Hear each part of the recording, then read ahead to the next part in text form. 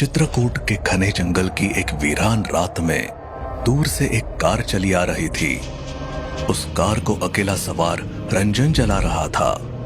उसकी नजर सड़क से ज्यादा अपने जीपीआरएस पर थी, जो डेस्टिनेशन के बहुत करीब बता रहा था।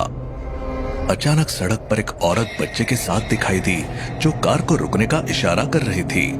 लेकिन रंजन ने कार रोकने की जगह कार को स्पीड दी और बेदर्दी से औरत और उस बच्चे पर कार चढ़ा दी। वो औरत और बच्चा चीख उठे और उनका खून कार के आगे कांच पर फैल गया। लेकिन रंजन ने स्पीड कम भी नहीं की और कुछ आगे निकलकर देखा तो उसकी आंखें हैरानी से फटी की फटी रह गई। वो औरत और बच्चा वही सड़क पर खड़े थे जैसे कुछ हुआ ही नहीं था।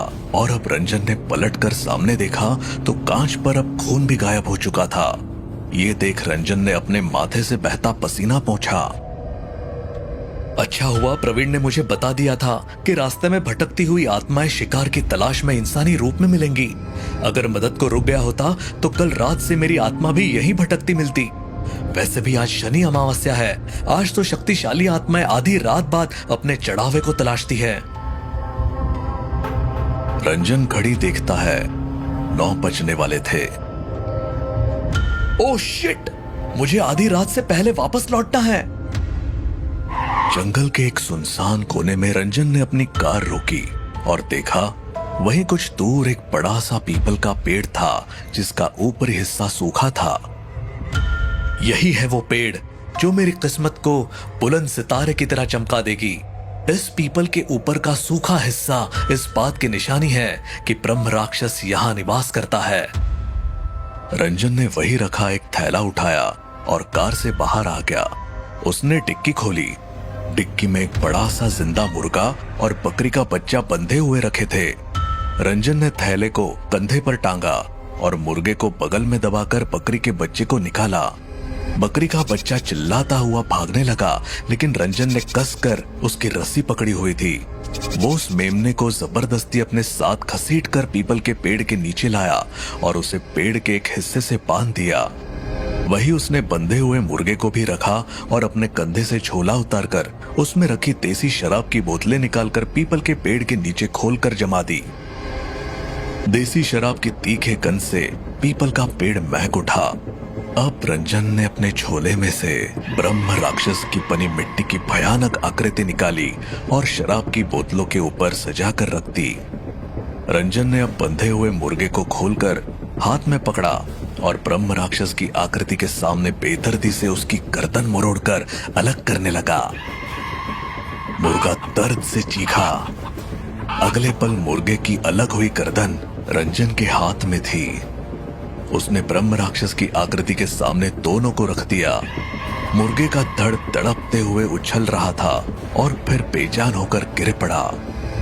रंजन ने झोले में से कटार निकाली और बकरी के बच्चे को खींच कर ले आया और उसकी गर्दन ब्रह्म राक्षस की आकृति के सामने करके लगातार उसकी गर्दन पर वार करता चला गया। मासूम मेमना तड़पता रहा, चीखता रहा, लेकिन रंजन पर मानो शैतान सवार था। उसने मेमने की गर्दन काटकर अलग कर दी। मेमने की कटी गर्दन से खून का फव्वारा छूटा, जिसे रंजन ने ब्रह्म राक्षस की आकृति के सामने कर दिया। वो मेमने के खून से नहा उठी। रंजन ने अपने चेहरे पर लगे खून को पोंछा और आसमान में हाथ उठाकर पूरी ताकत से बोला, हे ब्रह्म राक्षस, मेरी दी इस भेंट को स्वीकार करना और मुझ पर दौलत की बरसात कर देना, तब मैं दोबारा आऊंगा इससे भी बड़ी भेंट लेकर। कहकर रंजन पलटा और अपनी गाड़ी की ओर बढ़ने लगा। अचानक पीछे से आवाजें आने लगी, जैसे कोई रंजन को पुकार रहा हो। रंजन, रंजन, ये वापस ले जाओ। रंजन, इन्हें वापस ले जाओ। लेकिन रंजन रुका नहीं और ना ही उसने पलटकर देखा। उसने पुकार रही आवाजों को इग्नोर करते हुए गाड़ी में बैठा और गाड़ी पलटाकर वापस लौटने लगा। रंजन की कार फिर से सुनसान सड़क पर जा रही थी। वो ड्राइव करते हुए मोबाइल पर अपने बिजनेस पार्टनर प्रवीण से कह रहा था, जैसा तूने बताया था मैंने वैसा कर दिया प्रवीण। बस अब वो ब्रह्म राक्षस खुश हो जाए मुझ पर। खुश होगा? खुशी से पागल हो जाएगा वो ब्रह्म राक्षस।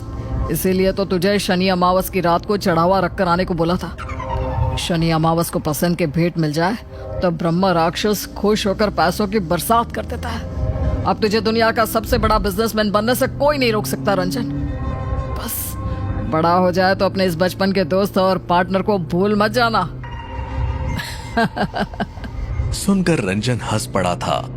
तभी रंजन के चेहरे का रंग उड़ गया और चेहरे की हंसी भी गायब हो गई। बच्चे के साथ औरत की भटकती आत्माएं लिफ्ट लेकर किसी की कार में बैठ रही थी। रंजन की इच्छा हुई कि वो चीख कर कार वाले को बता दे, लेकिन वो कार में बैठकर जा चुके थे। वो कार रंजन की कार के करीब से गुजरी और उस औरत की नजरें रंजन से मिली। नजर मिलते ही औरत की आंखों से लहू टपकने लगा और उसका मासूम चेहरा एक भयानक चेहरे में बदल गया। डर की लहर रंजन के बदन में दौड़ गई। फुल एसी में भी उसके पसीने छूटने लगे। रंजन ने कार की स्पीड बढ़ा दी और उस कार को पीछे छोड़ते हुए बहुत आगे निकल गया।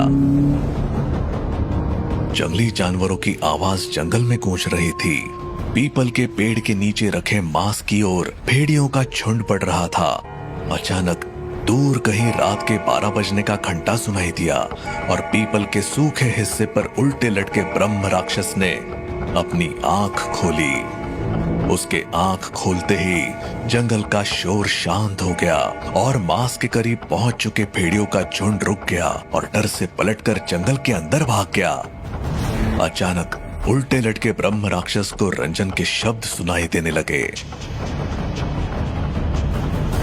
ये सुनते ही ब्रह्म राक्षस ने खुद को छोड़ दिया और वो सर के बल पेड़ के नीचे गिरने लगा। उसका सर जमीन पर टकराया और वो पानी की तरह जमीन पर फैल गया।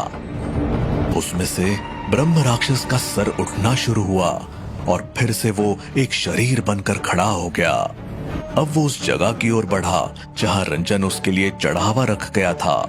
जैसे ब्रह्म राक्षस ने देखा, उसके लिए बनाई आकृति खून से भरी है और शराब के ऊपर रखी है। कटा मुर्गा और बकरा पड़ा है। ब्रह्म राक्षस की आंखें गुस्से से लाल होती गई और वो गुस्से में पूरी ताकत से चीख पड़ा। ब्रह्म राक्षस की गुस्से में भरी चीख सुनकर जंगल के जानवर जान बचाकर भागने लगे।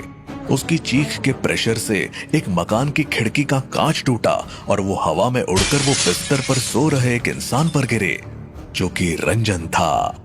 रंजन और उसकी पत्नी घबरा कर उठ बैठे। रंजन की आंखें हैरानी से फटी रह गई, ये देखकर कि खिड़की के टूटे कांच सिर्फ उसी पर गिरे थे, साथ में सो रही उसकी पत्नी पर नहीं। रंजन दौड़कर खिड़की पर आया और बाहर झांक कर देखा तो हैरानी से आंखें फटी रह गई, क्योंकि सिर्फ उसी की खिड़की का कांच टूटकर बिखरा था, किसी और के नहीं।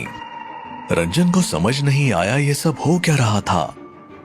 इसे कोई अनोखी घटना समझकर रंजन और उसकी पत्नी गेस्ट रूम में जाकर सो गए। जल्दी ही दोनों को गहरी नींद आ गई। तभी हल्की सी आवाज कमरे में आने लगी और रंजन की नींद खुल गई। रंजन की आंखें फटी रह गई, ये देखकर दरवाजा अपने आप खुल रहा था। अब दरवाजे से वो मुर्गा और बकरा अंदर आता है, जिसे काट कर रंजन चढ़ा चुका था। उन्हें यूं जिंदा अपने घर में देख रंजन डर से चीख कर उठ बैठा। अगले पल मुर्गा और बकरा कूद कर रंजन पर आए और हमला करने लगे। मुर्गा चोंच से नोच कर रंजन का मांस निकाल रहा था और बकरा अपने दांतों से रंजन का मांस खींच रहा था। रंजन पागलों की तरह चीखता जा रहा था। अचानक रंजन की पत्नी उठती है और देखती है रंजन का मांस अपने आप निकल रहा था। ये देखकर वो चीखती है और रंजन का ट्रांस टूट जाता है। रंजन देखता है वो कमरे में अपनी पत्नी के साथ था और मुर्गा बकरा वहां नहीं था, लेकिन उसके शरीर से नोचा हुआ मांस दिख रहा था। रंजन की पत्नी रंजन को तुरंत हॉस्पिटल ले गई, लेकिन अगले ही दिन बिना किसी को कुछ बताए रंजन अस्पताल से निकल गया और वो सीधा अपने बिजनेस पार्टनर प्रवीण के पास पहुंच गया। रंजन ने प्रवीण के केबिन में घुसकर सीधा उसकी गर्दन पकड़ ली और वो बोला, ये क्या हो रहा है मेरे साथ प्रवीण? तूने तो कहा था मुझ पर पैसों की बारिश होगी, पर ये तो मेरा मांस नोच रहे हैं। सुनकर प्रवीण हंस पड़ा और खुद को रंजन की पकड़ से आजाद करवा कर बोला, तू पढ़ा लिखा गधा है रंजन, तुझे इतना भी नहीं मालूम? ब्रह्म राक्षस ब्राह्मण कुल का होता है। वो मांस मच्छी और शराब को छूता तक नहीं, और तूने उसे चढ़ावे में दे दिया। अरे नहीं पता था तो पहले पता करता।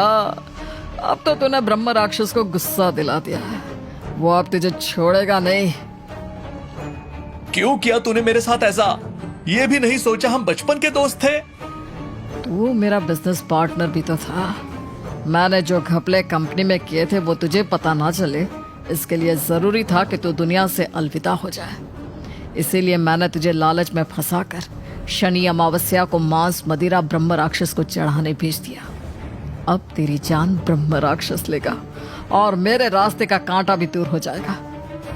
अब तू भाग, यहाँ से जितनी दूर हो सके भाग जा, क्योंकि तेरे पीछे अब तेरी मौत बनकर ब्रह्म राक्षस है। रंजन गुस्से में प्रवीण को मुक्का मारता है और वहां से भागता है। रंजन की कार उसी पीपल के पेड़ के सामने रुक गई थी। रंजन कार से निकलकर दौड़ा और पीपल के नीचे से मांस मदिरा और खून को पागलों की तरह साफ करके फेंकने लगा। अब वो जगह साफ थी और रंजन वही गिरकर रो पड़ा और माफी मांगने लगा। मुझसे गलती हो गई ब्रह्म राक्षस जी, मुझे फंसाया गया था, मुझे माफ कर दो। रंजन बच्चों की तरह रोने लगा। पेड़ पर उल्टा लटका ब्रह्म राक्षस उसे देख रहा था। देर रात प्रवीण के पास पुलिस का कॉल आया। हमें आपके बिजनेस पार्टनर की लाश चित्रकूट के जंगल में पीपल के पेड़ के नीचे मिली है। आप शिनाख्त करने के लिए आ जाओ। जी मैं अभी पहुंचता हूँ। कहकर प्रवीण ने कॉल काटा और वो खिलखिलाकर हंस पड़ा। प्रवीण लाश शिनाख्त करने ड्राइव करता हुआ चित्रकूट के जंगल में रात को गुजर रहा था। वो खुश था।